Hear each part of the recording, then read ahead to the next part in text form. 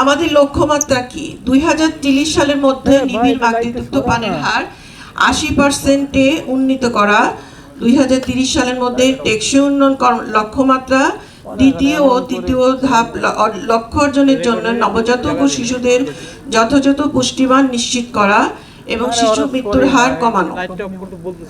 মাতৃদুগ্ধ সপ্তাহ পালনের উদ্দেশ্য কি? মায়ের দুধের উপকারিতা সম্পর্কে জনগণকে জানানো, মায়ের দুধ খাওয়ানোকে জনস্বাস্থ্য সেবার গুরুত্বপূর্ণ দায়িত্ব হিসেবে প্রতিষ্ঠিত করা, সর্বোচ্চ সফলতার জন্য বিভিন্ন ব্যক্তি ও প্রতিষ্ঠানকে সম্পৃক্ত করা। ইউনিসেফের তথ্য অনুযায়ী বাংলাদেশের 55% নারী তাদের শিশু ও নবজাতককে 6 মাস পর্যন্ত শুধুমাত্র বুকের দুধ দেন। যদিও এই ইচ্ছাটা 98% মায়েরই আছে যে তারা বাচ্চাকে বুকের দুধ দিবেন, বাট বিভিন্ন প্রতিবন্ধকতার কারণে তারা খাওয়াতে পারেন না।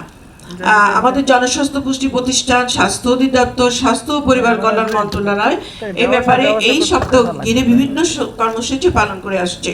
আমরা যদি বাচ্চাদের সুস্বাস্থ্য চাই তাহলে কি করতে হবে? জন্মের 1 ঘন্টার মধ্যেই বাচ্চাকে 7 দুধ দিতে হবে।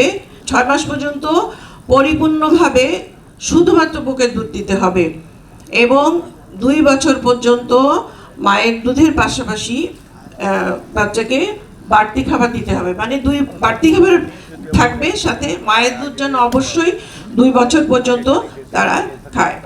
জন্মের 3 থেকে 7 দিন পর্যন্ত মায়ের দুধ আঠালো ঘন হয়, হালকা হলুদ রঙের হয় এবং এটাকে আমরা বলি শাল দুধ।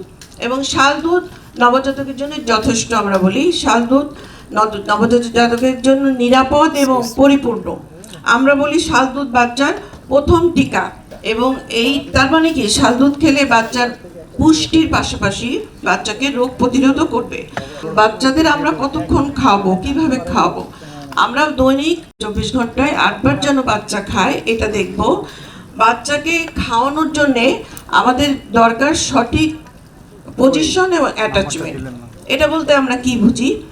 সঠিক পজিশন মানে হচ্ছে বাচ্চাকে মায়ের কাছাকাছি থাকতে হবে, বাচ্চা একই মায়ের সাথে একই লেভেলে থাকবে,